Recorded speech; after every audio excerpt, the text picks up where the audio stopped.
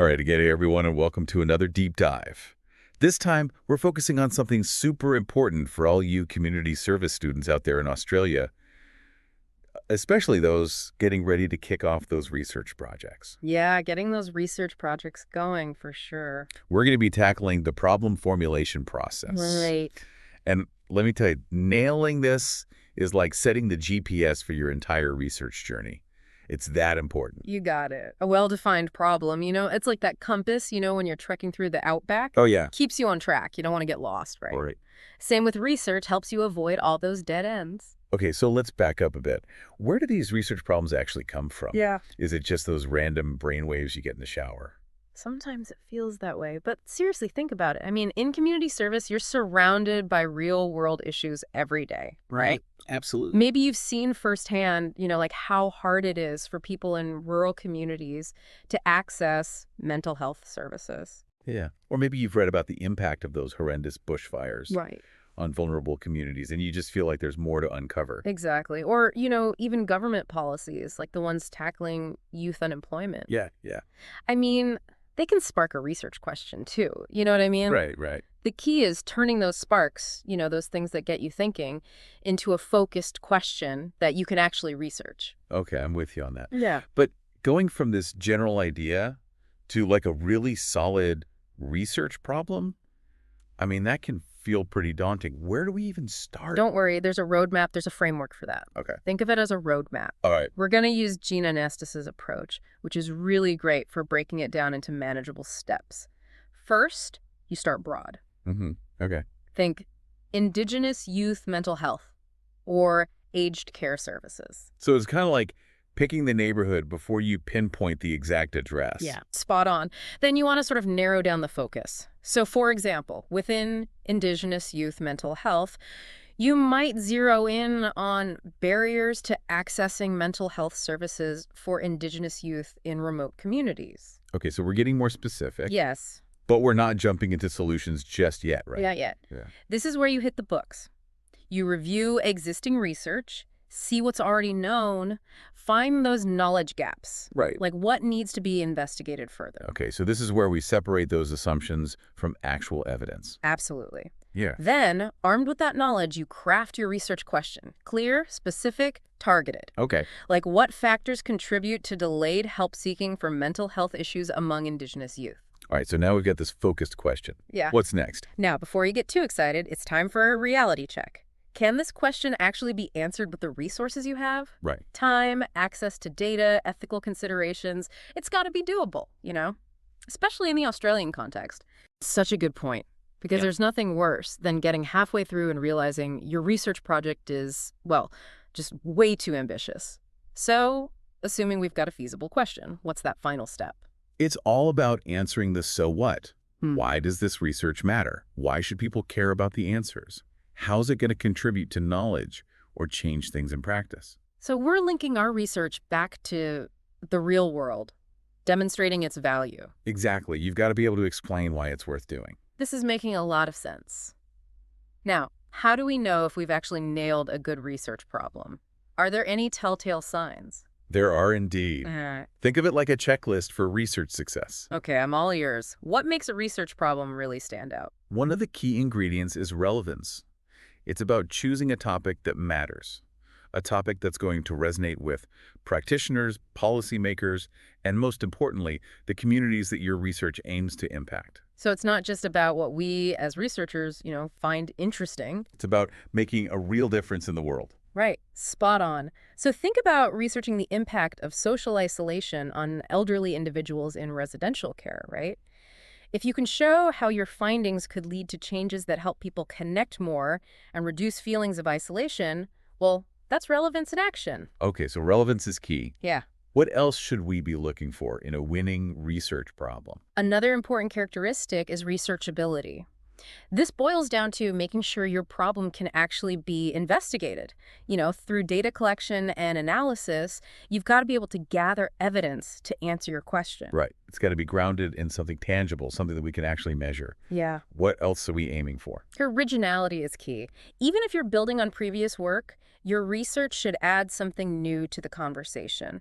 a fresh perspective, a different methodology, or maybe a focus on a specific community that hasn't been studied before. So it's about finding that unique angle, that a little piece of the puzzle that no one else has explored. Exactly. Imagine you're interested in the experiences of refugees accessing mental health services in Australia. Instead of just replicating existing research, maybe you focus on the challenges faced by refugees from a particular cultural background, or explore the role of language barriers in accessing support. So this is about adding to the conversation, right? Yes. Contributing something unique to that knowledge base, Yeah, even if it's a small piece of the puzzle. you got it. Now, there's one more hallmark that's really important, Okay. particularly in the Australian context, and Okay. that's feasibility. Ah, yes, feasibility, the Yeah. practicality check. It's all well and good to have this amazing research idea, but can you actually pull it off Right. with the resources and the time that you've got? Precisely. Let's say you want to conduct a nationwide survey on attitudes towards disability services in Australia. That's a massive undertaking. You'd need significant funding, time, a whole team of researchers. It's about being realistic, right? Yeah. Aligning those research ambitions with the resources you actually have. Exactly. And sometimes, scaling back the scope of your research to make it more manageable can lead to more impactful findings. That makes a lot of sense. It's about working smarter, not harder. Now, speaking of challenges, I know we touched on the unique hurdles researchers face here in Australia. Can we delve a little deeper into that? Absolutely. One of the things that can trip up researchers is, well, the sheer complexity of social issues in Australia. We're a diverse nation, right? Oh, yeah. With a whole tapestry of social, economic, and cultural factors at play. It's like trying to untangle a giant ball of yarn. There are so many interconnected threads, it can be super overwhelming to know where to start. That's a great analogy, and that's precisely where those strong problem formulation skills really come in. Remember those steps we talked about? Breaking down complex issues into manageable research questions. That's key to navigating this complexity. Right, so it's about acknowledging that complexity, Yes, but also making sure your research scope is focused and achievable. exactly. What else do we need to be mindful of? The ever-changing landscape of social policy in Australia can also be a bit of a hurdle.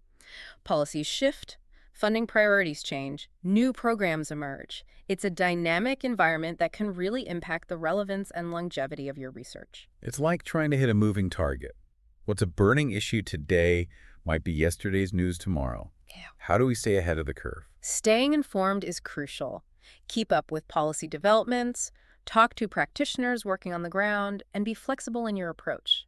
Sometimes you might even need to tweak your research question or methodology to reflect those changes. So flexibility and responsiveness are key. Definitely. Sounds like research in this field requires a fair bit of juggling. It does, but that's also what makes it so exciting and dynamic. You're always learning, adapting. You're contributing to a body of knowledge that's always evolving. Okay, I love that perspective. It's not about finding all the answers, but about contributing to that ongoing conversation. But wait, there's more.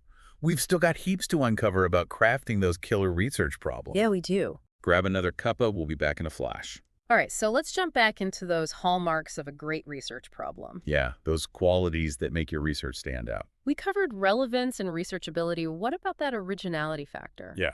How do we make sure our research is original? Originality is all about bringing something new to the table. Even if you're looking at an area that's been researched a lot, think of it as finding your unique angle, your piece of the puzzle. Okay, so how do we find that unique angle? Let's say you're really interested in the experiences of refugees accessing mental health services here in Oz. Instead of just repeating what's already been done, maybe you zero in on the specific barriers faced by refugees from a certain cultural background, or you could look at how language barriers impact their access to support.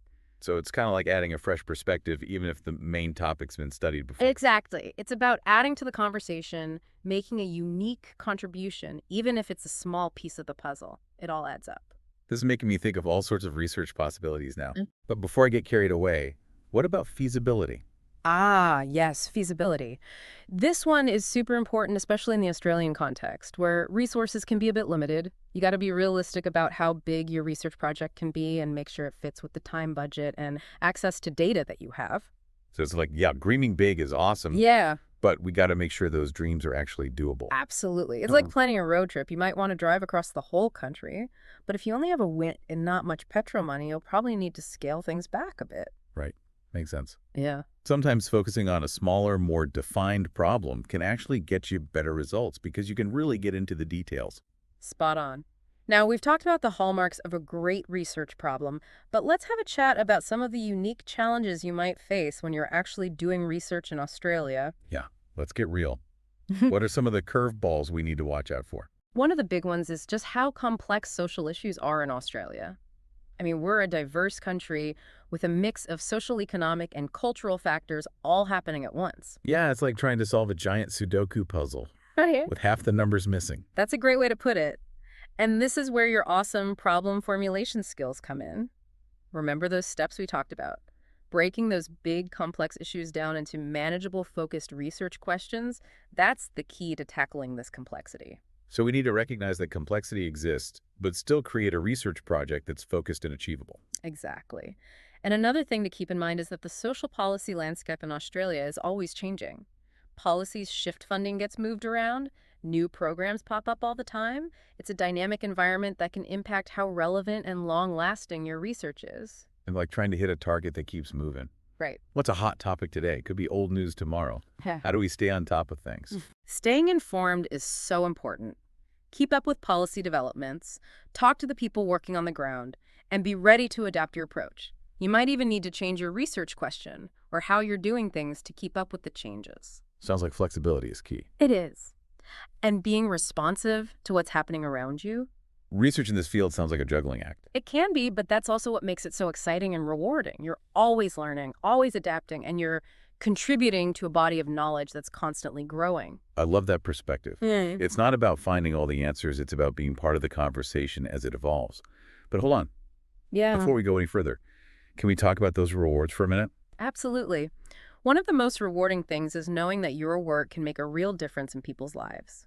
By focusing your research on things that directly affect Australian communities, you can contribute to policy changes, improve services, and even empower individuals. So it's about using research as a tool to make positive social change. Yeah. That's pretty inspiring. It is. And don't forget, Australia is such a diverse country, a real melting pot of cultures and perspectives.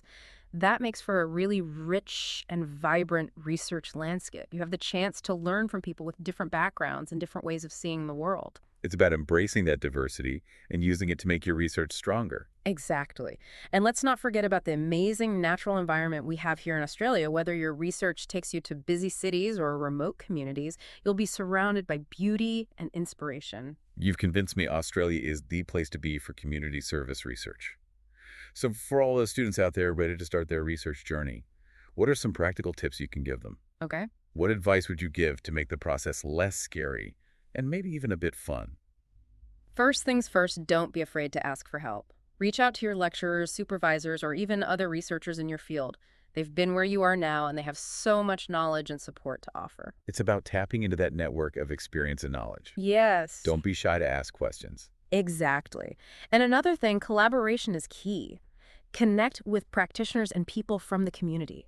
They can offer really valuable real-world insights and make sure your research is relevant to the people you're trying to help. So it's about breaking down the barriers between academics and the community, Yeah, working together to create research that's both rigorous and relevant. exactly. And lastly, just enjoy the process.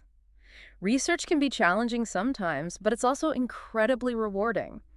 Stay curious, keep asking questions, and don't worry about making mistakes. It's all part of learning. I love that. Approach it with curiosity and be open to learning and growing. Yeah, Now, I know we've covered a lot, we have. but I feel like there's one more really important part of problem formulation that we need to talk about.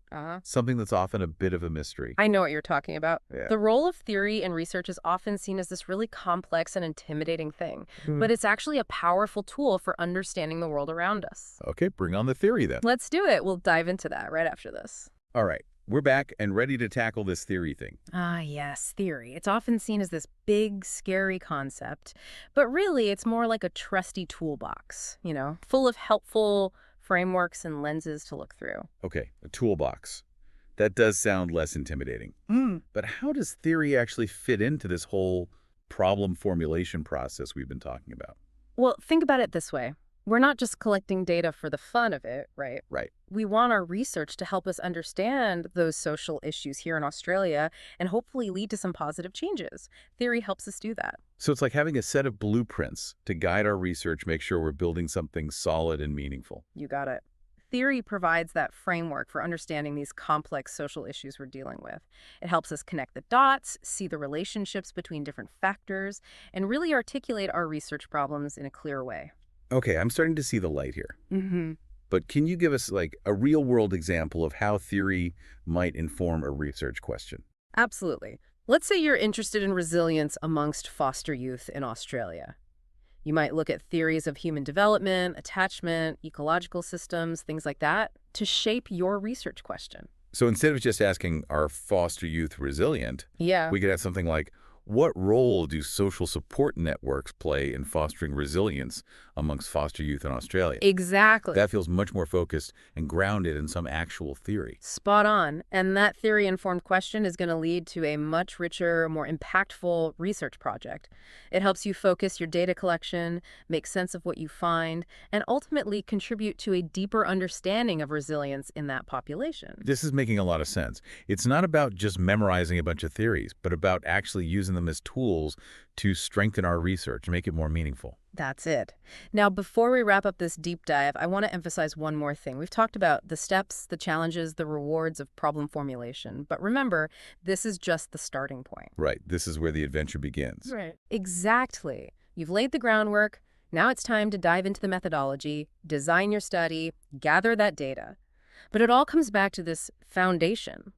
A well-defined research problem, one that's relevant, researchable, original, feasible, and grounded in theory. Well said.